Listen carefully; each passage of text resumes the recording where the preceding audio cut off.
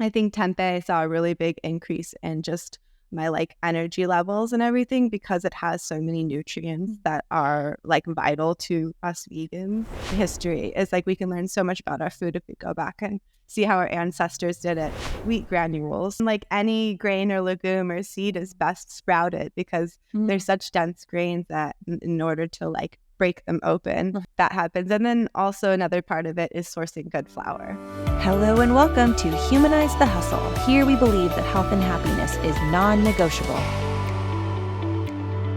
Hey, welcome back to Humanize the Hustle. In today's episode, we will uncover the alchemy that happens when passion, health, and the entrepreneurial spirit converge in the world of fermentation. We'll unravel the mysteries behind sourdough, tempeh, and the myriad of benefits that fermentation brings to our health. Our guest is a professional chef and entrepreneur who has not only carved a unique space in the culinary scene, but is also in the process of birthing something new, vibrant, and profoundly health-orientated. I have the pleasure of welcoming Katie Boulanger to the show. Katie grew up in the hustle and bustle of the Midwest, where a busy household and a love for cooking laid the foundation for her culinary adventures. From winning a cooking show to becoming the proud owner of Funky Bean Tempeh, our guest is not only an entrepreneur, but a passionate advocate for the healing power of food. Katie's mission goes beyond crafting delightful recipes. It's about sharing food as medicine. The profound effects of nutrient-dense, lovingly made, and often fermented foods are at the heart of everything that she does, and a passion for myself and this podcast. So let's jump in and welcome Katie Boulanger to the podcast. Hi. Hi, yay! And we're here together in person, which is so exciting.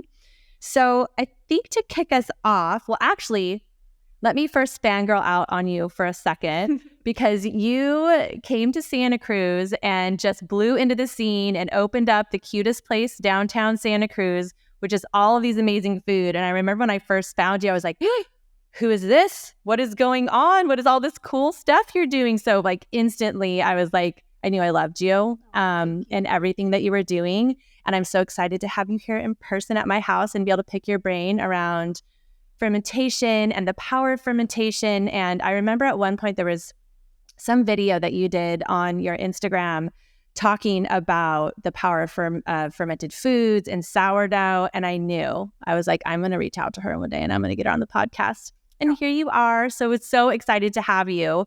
And as I was preparing for today too, it was just so cool to hear about your background. And I know we're going to get into some of those things, but that you were like won a cooking show, which is really amazing. I had no idea. So we'll have an opportunity hopefully to cover some of that and learn like what cooking show you were on. And I'd be so interested to know more about that. But so I know when I was getting ready for this, I mean, you started cooking at a really young age and you started cooking for your family to help out your single mom. You have lots of brothers and sisters, I believe.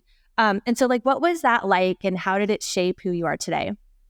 It's a good question. And I feel like as the years progress, it has changed a lot because when we're kids, I feel like we don't really understand what we're going through. And then reflecting back on it as an adult, you realize sometimes how special and like monumental what you went through as a kid did to you. But when I was growing up, my family was very busy and crazy and chaotic. And I just naturally found that food was like the grounding center to everything. And I was really grateful that I grew up with a mom who like really let me be creative, and partially probably just because she needed help too. But I was like grocery shopping with her at a young age and always watching the Food Network. And I just like saw how much food could bring people together, I think without even really knowing it. I think as a kid, I was really craving that connection, and it was hard for us to find in our family because everyone was all over the place. But I think that like indirectly, I realized like, oh, wow, cooking is something that everybody needs to do. We all need to eat and we all need to find a time for it. And so it's just like that special place of gathering. And yeah. And were you instantly good at it? I mean, it depends on who you ask, but I was known, like, even as a kid to be, like, the baker. I would make my friends, like, birthday cakes for all of their birthdays, like, from probably third grade until high school. So I was always, like, bringing in treats, and I was, like, the chef kid, and I started, like, a chef's club. So I guess I could say I was I was chefy. I think if I look back at my recipes, then I wouldn't approve of them. But right. And so when did you transition into like being really passionate about more healthy food? Yeah. So I grew up like very meat and potatoes and cheese and processed foods in the Midwest. And it wasn't until I actually like studied abroad in New Zealand. It was the first time I had been anywhere besides really like Midwestern land and agriculture, and just the way they cared about the land was mind blowing to me. And that was actually the year that I gave up meat. And that was the year that basically I just started deep diving into health and wellness. And I never really felt like, oh, I'm really unhealthy by eating all of these things, because there was just this weird connection, I think, when I was growing up, like food that was lovingly made felt nourishing. And I think that was the end of it. And then I think moving forward is like the food that's lovingly made and grown lovingly. That's like a double whammy. So yeah, it's kind of how I stepped into it, was through traveling. But I'm still learning.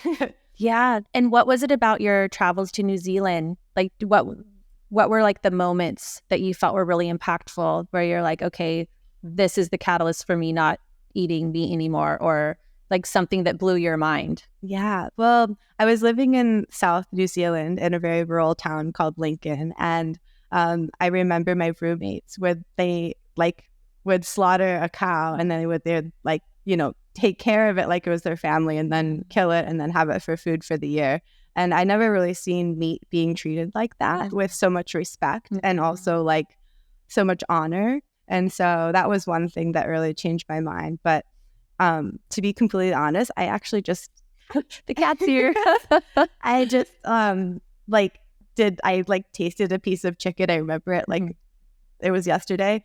And I could not swallow it. I was like, the texture, the taste, everything, like my body just was like, no more. Yeah. I don't know if that was just like symbiotic with my travels, or if that was just something that happened in my body. But since that day, I just tell people like, I don't eat meat because I don't like the taste of it. And just don't like, it grosses you out. Yeah. Kind of grosses me out. That's how my husband is actually. Yeah. We actually went to Spain 20 plus years ago. Yeah. And it was during the first mad cow thing. Do you remember the mad cow thing? And because Spain is so meat forward, he got on the plane and he goes, I'm not eating meat when we're in Spain. And then he came back and he's like, I don't think I'm ever eating meat again. Like he couldn't do it. So he's been a vegetarian for over 20 years. And I was just actually reading in that book I told you about earlier, the history of fermentation. Yeah. Mad cow disease came from when we started feeding cows. So we basically started like feeding them themselves in order to save on money in their processed parts, and they literally went insane. Yeah. And I think there's like something that you can kind of learn from that. We should never recycle our own products into. Right. It's well, conventional meat farming is so super bad. And I've always tried to be, I do really try as much as I can to only eat things that were happy before they died, and just source out the best high quality meat that I possibly can. Because personally, my body feels better when I eat meat. But, I live in a household where my husband doesn't eat meat. I eat meat. And so we're primarily, and then my kids kind of go back and forth with eating meat and not eating meat. Like my older one, she's been vegetarian and then not vegetarian. Actually, my younger one, though, she's like, give me a steak. Like, and she's never kind of fluctuated, but pretty much we cook like vegetable based. And then like if there's a meat option, it's on the side, it's like something that's cooked on the side specifically to add to the vegetarian meal. So we're mostly vegetarian here. But so when did you first come across fermentation? Fermentation is like a relatively new thing in my whole journey of cooking. And it started actually for most people as well during the pandemic. Okay. Little backtrack of like my story is I opened up my first cafe in Santa Barbara. And that was where I was doing like health-centered food, but not really into fermentation, and kind of just like tip of the iceberg of what I wanted to do. And that was running for 3 years. And then I was going to re-sign the lease, and the pandemic hit the same month that my lease signed. So I actually pulled out of my lease, and I was like, we were expanding like very rapidly. I was like, I'm going to find a new space, and, you know, kind of got turned upside down as most people did during that time.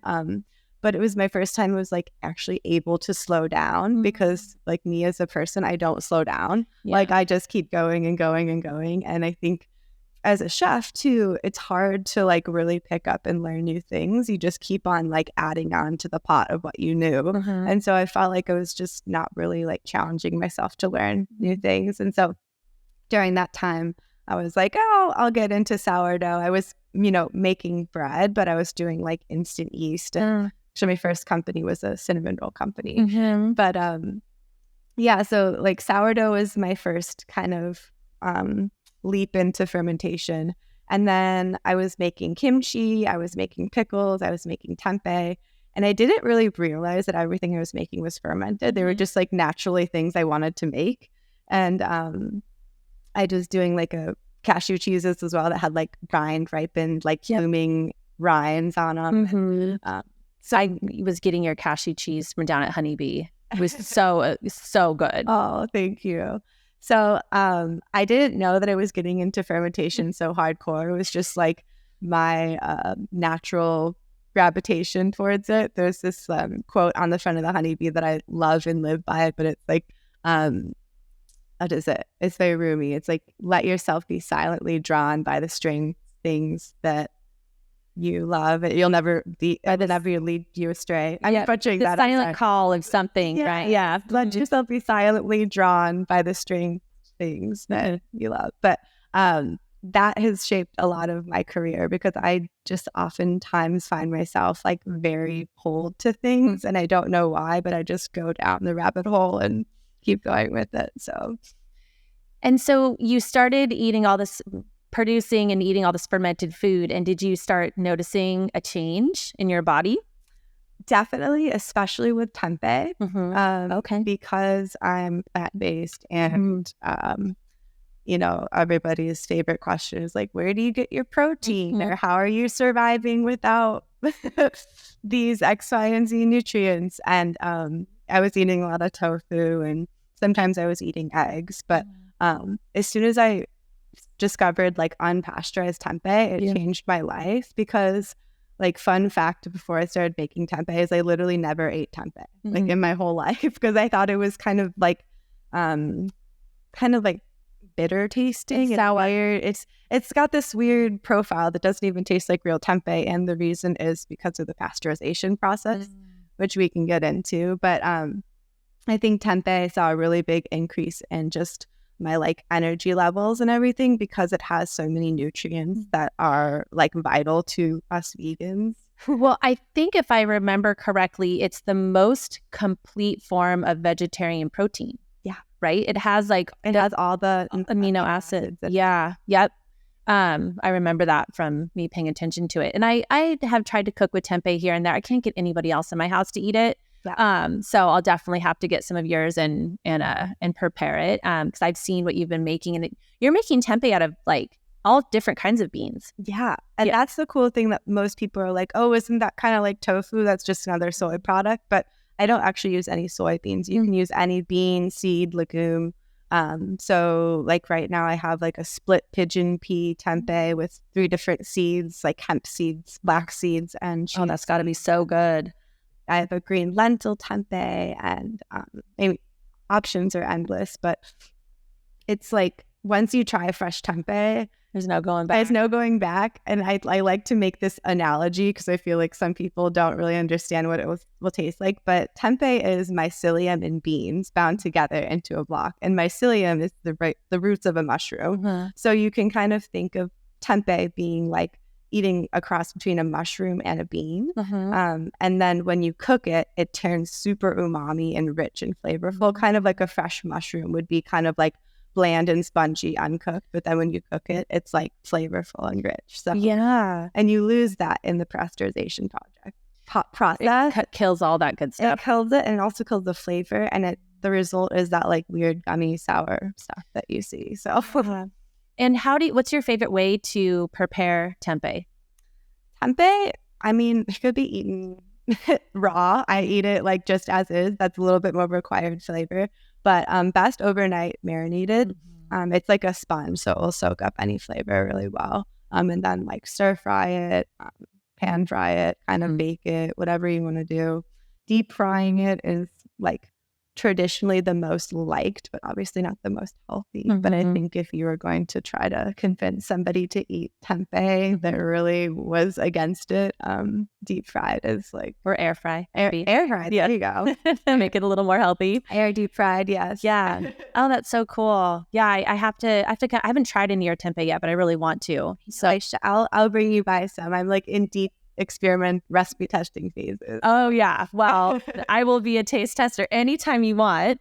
So I wanted to kind of backtrack a little bit because I do want to talk about your cooking show experience, and I mean that's an incredible accomplishment. So tell us a little bit about the how did you get to be on the cooking show, and you won, right? Yeah.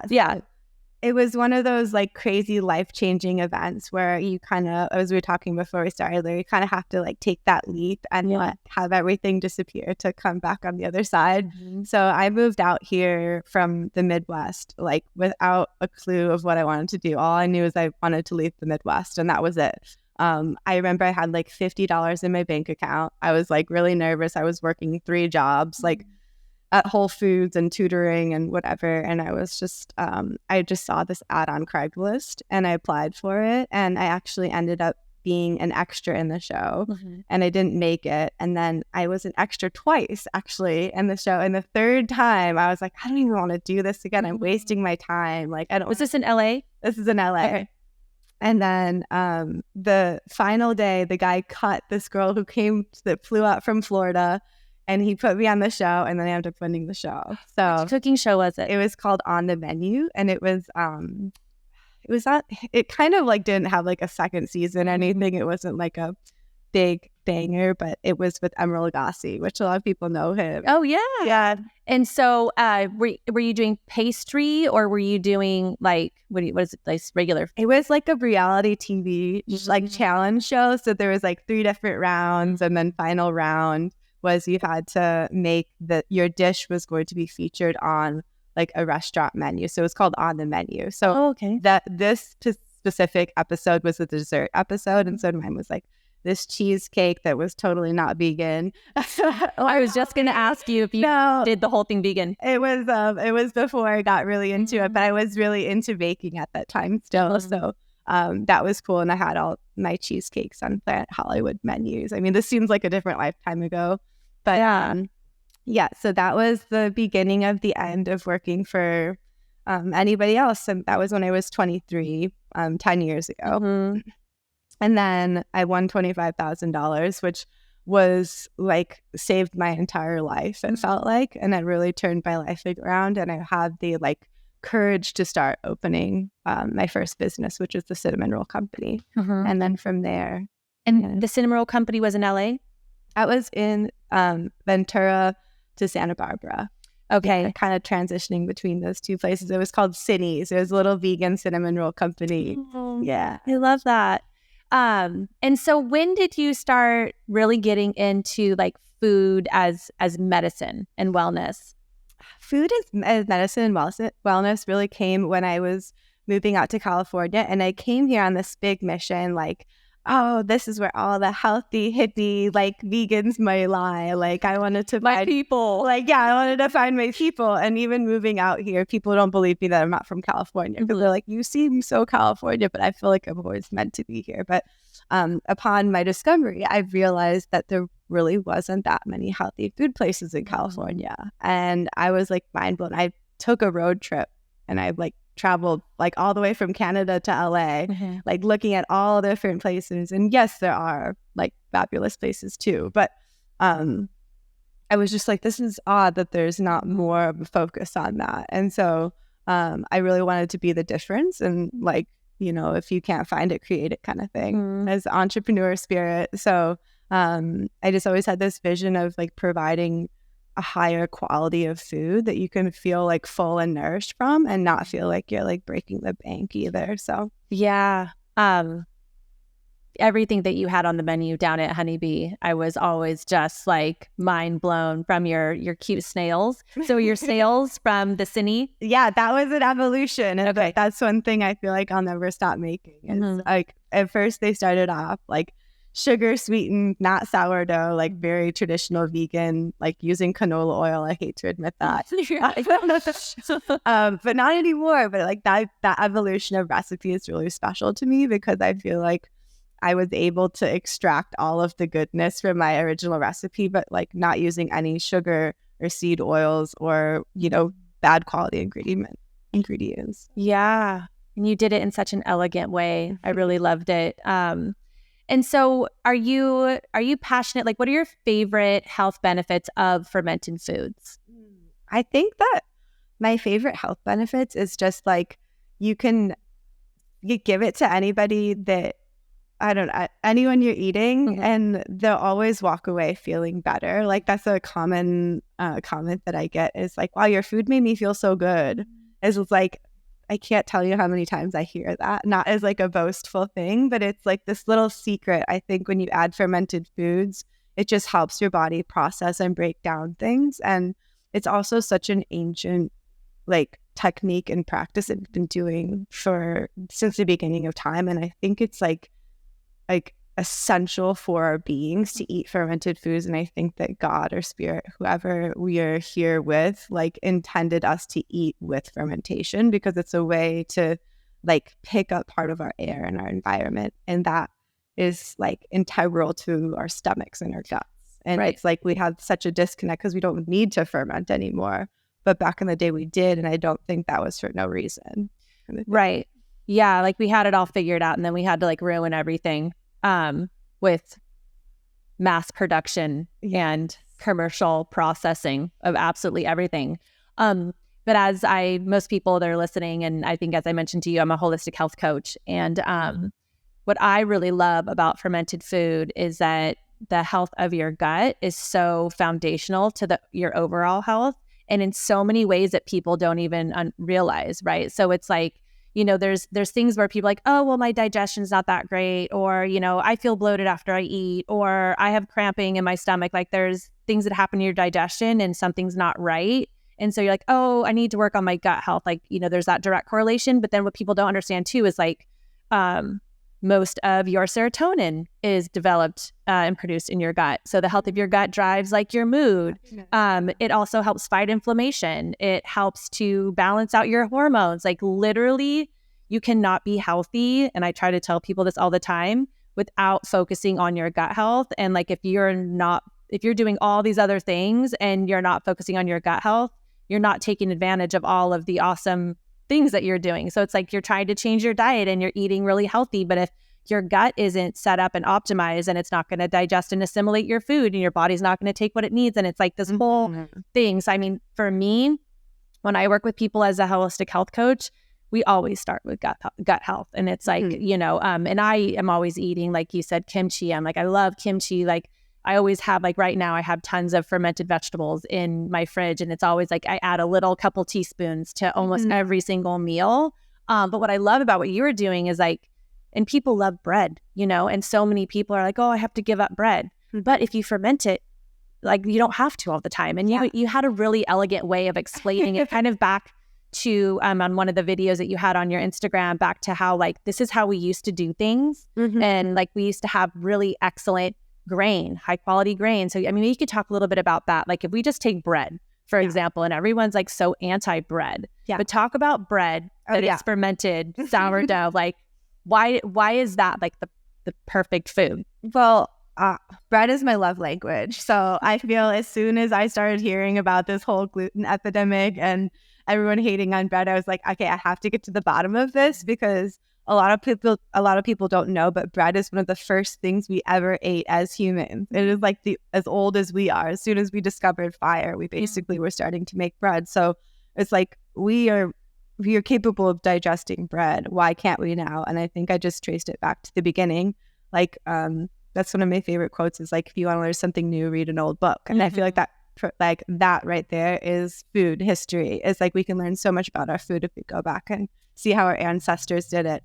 but they obviously didn't have commercial active yeast back in the day. And so like how did they make the bread rise was from the yeast naturally created in our air. And so you can take flour and water and let it sit over time, and it will actually like start to incorporate the yeast from our air and become bubbly and get CO2 releasing into it. And then that's how bread rises. So that obviously takes time, and us modern humans don't like things that take time. And so the Industrial Revolution and the modernization of all the food and instant yeast came about. And so as soon as we add instant yeast to something, it's kind of like cutting that time, and the time is the most like crucial, important part of that. And the reason being is that the grain of wheat is such a dense, compact grain that actually it carries all the essential vital nutrients for a human to like last indefinitely. So we can actually survive off of bread if it's the whole grain and it's fermented, which I think is a really awesome fact to like to kind of tell to people. Right. And it is, I think, a very sacred grain as well. But because it has so much packed into it, it needs to be broken open and blossom. Just how we like soak our beans before we cook our beans, we need to soak our flour before we cook our flour. And then as well as adding the sourdough starter to it will help break down the gluten and open it up and make it easy for us to absorb the nutrients. Where if you were just to put active rice yeast into it and then like have that fake rise, you still get a really dense brick of wheat granules, and there's no like option to get into the nutrients. So that kind of makes sense. Yeah, well, it sounds similar to like chia seeds. So it's like if you were to take chia seeds and just like eat a spoonful of chia seeds, your body's not going to be able to assimilate them or digest any of the nutrients. So that's why you have to soak chia seeds ahead of time so it breaks the shell. Is it similar to that? Yes, totally. And like any grain or legume or seed is best sprouted because they're such dense grains that in order to like break them open, that happens. And then also another part of it is sourcing good flour. So starting from the beginning and having good milled flour and then using traditional techniques. And that was kind of the trifecta of creating bread that people could eat. And so I did some research and I found an awesome company called Community Grains that they're up in Berkeley, but they have like soil testing where you can go on their website and see like their wheat is grown in nutrient-dense soil, and like they have all these different varieties. They even put like the name of the farmer on the bag when they deliver it to you, and they're just a really awesome, wholesome company, and they care a lot about the integrity of their wheat. And so we buy their wheat berries, and I have a little small flour mill, and we like mill our own flour. And it's just, I'm so obsessed with you. It's fresh and it's like real, and it wasn't hard to do. I wanted to like show people that it's attainable and achievable to make a higher quality bread product. Yeah. Like the price that I buy my flour from them is the same price I would buy my bread flour from another distributor. So it's just doing a little research. Yeah, this is it's so funny. Have you ever watched Portlandia? A few times. Yeah. It's so funny when you just mentioned the story about how the flour had the name of the farmer on the bag. There's this Portlandia where they get obsessed with knowing like where their chicken comes from when they're at a restaurant. And so they're like, well, we need to know where this chicken's from. And so they go on this whole adventure to like go to the farm where the chicken's from. And like it's this whole thing of like each chicken has like a place card and it talks about like who their mom was and like what is like what their day was like. And so then they come all back around to the restaurant and they're like, yeah, we'll pick George, like George the chicken for breakfast or dinner or whatever. And my kids are always laughing at me because it's interesting. Like there's not a lot of people around here like think about this stuff, you know what I mean? And I feel like the more people that think about this stuff, like, it's like the new world that we're coming into. I'm really hoping that things like this are going to start to become more and more common and people are going to care about this stuff because I really think it's the only way we're going to survive as a species. But anyways, my kids are always saying to me, Mom, what's the chicken's name? Like if I ever order like chicken out there, like, Mom, what's the chicken's name? Like always making fun of me. So that reminded me of my kids always making fun of me of like that the bag of flour comes with the farmer's name on it. Yeah. But I think it's super important, like most people don't even know like how bread is made in the first place at all. And then to know that like with the something besides instant yeast. Like I admit I didn't even know that you could make bread without instant yeast before I started going down the sourdough rabbit hole too. And it's just like, if you don't know what you don't know. And there's not a lot of education in our corporate food systems that are telling us to do all of these things. Like we really have to go out of our way to learn about what's right and what's wrong. Yeah. And I mean, we need to start doing these things more because you were talking about just how they care about the quality of the soil and, the damage that we're doing to our soil through conventional farming.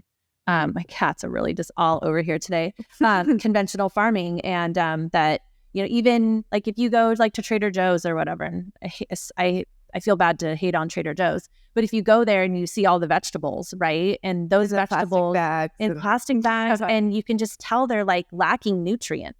They were picked too early. They were ripened on the truck on the way to the store. They were grown conventionally in soil that is probably lacking all the minerals that it needs. And there's all these things that it's, and you can taste it too. Most importantly, I think as a chef, like any good chef will tell you, like, it's not about like you as a chef, it's about where your ingredients come from, because if you have a good quality ingredient, the ingredient will speak for itself. And so I think as chefs, we should be more on a mission to find those good ingredients, because it's going to highlight the flavor of our food. And like when I found this product from Community Grains, like it's so flavorful and rich and yummy, and like it felt like a little secret, but it's also better for you. It tastes good. You're supporting local. The only reason I could think not to do it is just because we're asleep in our old ways of producing and mass producing. And so I'm here to just kind of like, I'm breaking this up. I'm making a change. And I love it. I love the whole movement. I love everything that you're doing.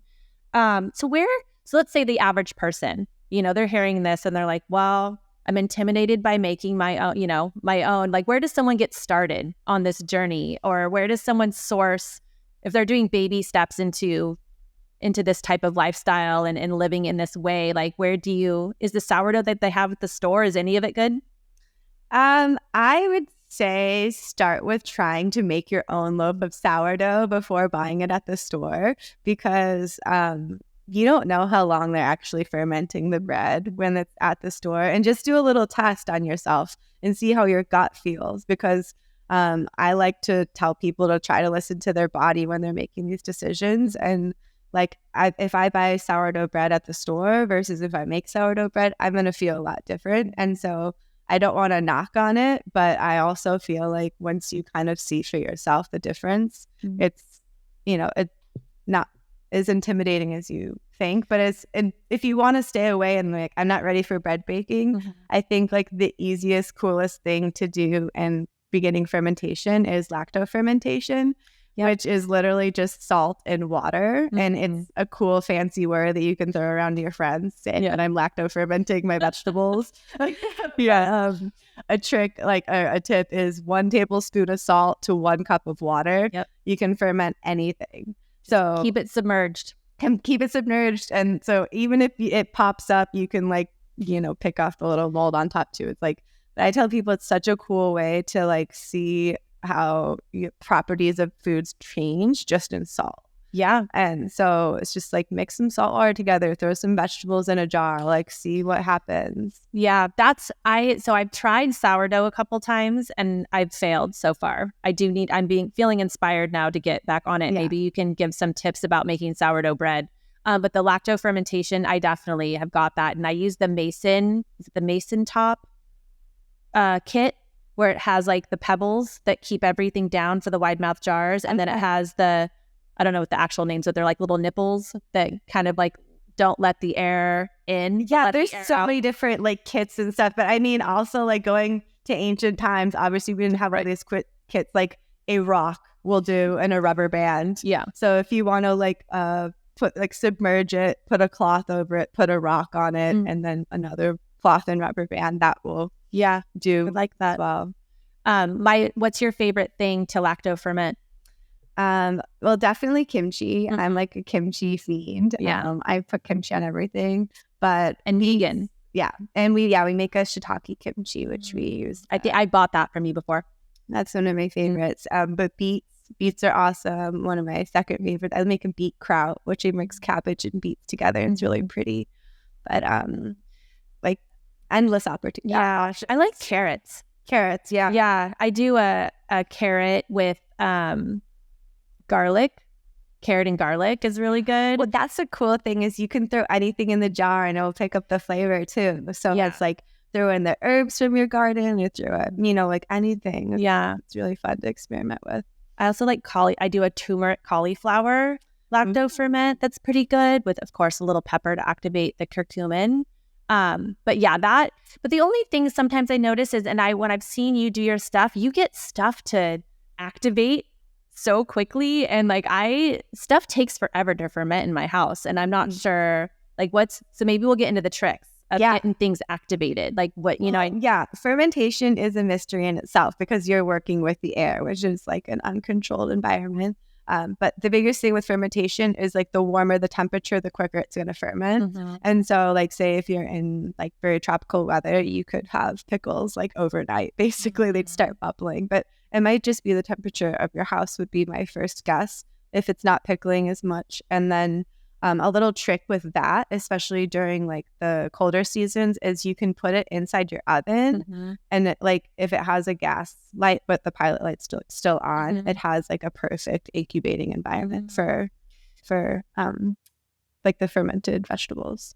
Yeah, is that what you do and what about sourdough? What are your tricks for sourdough? Oh my gosh. Well, sourdough would probably have to be a whole different episode, but I can give you a tiny little breakdown. I'm teaching sourdough workshops at the Honeybee. I'm just going to be posting a few more. But tricks for sourdough making is to use good flour and water and salt, the 3 ingredients that go into it. And also to just let it be patient. Don't rush the recipe when it says to refrigerate it overnight, really refrigerate it overnight. That's kind of what I tell people, just you have to practice a new way of doing things because it's not going to, you can't make a sourdough loaf of bread in one day. You just can't. Yeah. I actually have some sourdough sitting in my fridge. How long can you keep the starter? Starter will last forever, as long as you keep feeding it. I say once a week feed it if it's in the fridge, but it'll go at least a month fine in the fridge. You can even freeze it and then unfreeze it and it'll become back alive. So you're launching a new tempeh company. Yes. And so talk a little bit about how that came about and when you decided tempeh's my main thing. Well, I went in a roundabout way of doing this because I actually opened the Honeybee Market in Santa Cruz with the intentions of doing this tempeh company. And it was a really beautiful learning lesson because I started I'm going to do this one thing, it's going to be great, tempeh, I'm going to introduce it to the world. And then slowly I just started to find myself in my old Honeybee in Santa Barbara and the old things I did. And I think it was almost a fear unconsciously of just going back to what you knew. And I just woke up literally after this first year in business and I was oh my gosh, I just created a whole another cafe. I was trying to create a tempeh brand the whole time, but it based off of little ideas, or you should do this, or what about that? And I had all this infiltration of things, and it just I kind of got lost in the sauce a little bit of what it became to be. But I got a really bad concussion in Costa Rica, and that was the beginning of my tempeh company, weirdly, because I'm always moving a million miles a minute. This concussion knocked me out. It took me a while to start reading again. It was a pretty gnarly one. I was a surf accident. But my brain was so quiet. And it was so it was the first time in my life that I could actually feel I could think clearly. And I remember this pivotal point, my friend asking me what do you want to do? If nothing had mattered. And I was just kind of out of it. And I was just make tempeh.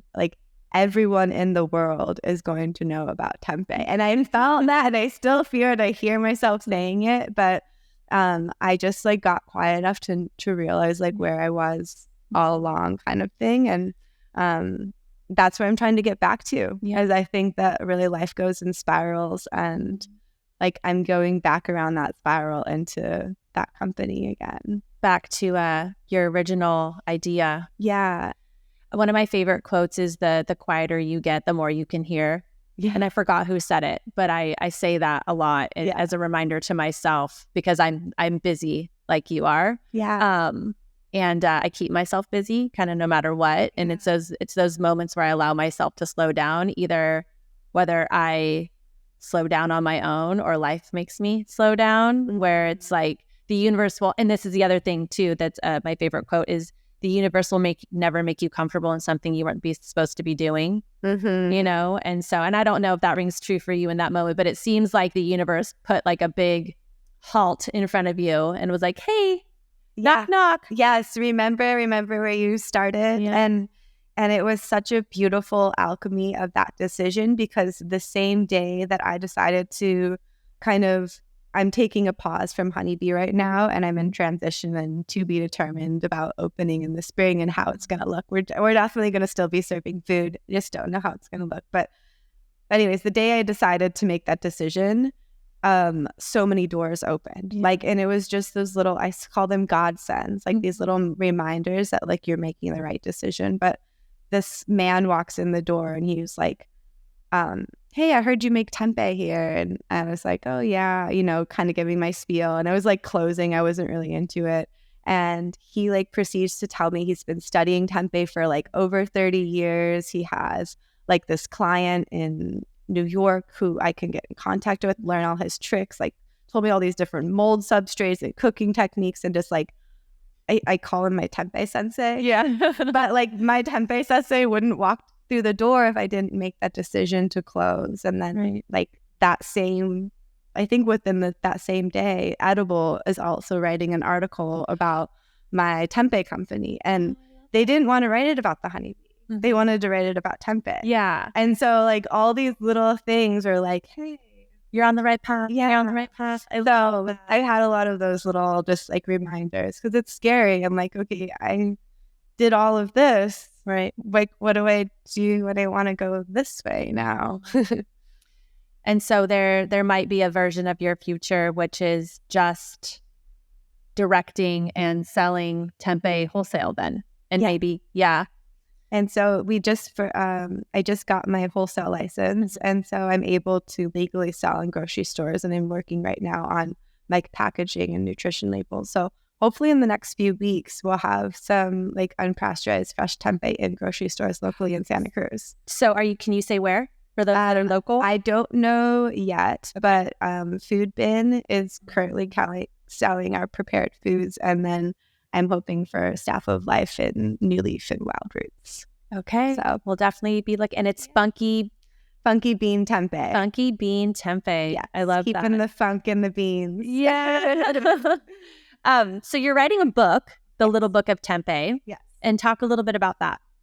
Well, the book came to be because I've told so many people I'm starting a tempeh company, and they look at me like, what the heck is tempeh? Mm-hmm. So one of the reasons I'm writing the book is because there's such a lack of information about tempeh in general. So I just wanted to make like a little cute informational book to like help, and especially in our Western world, like dissect what tempeh is and how like valuable it is to especially a vegan diet.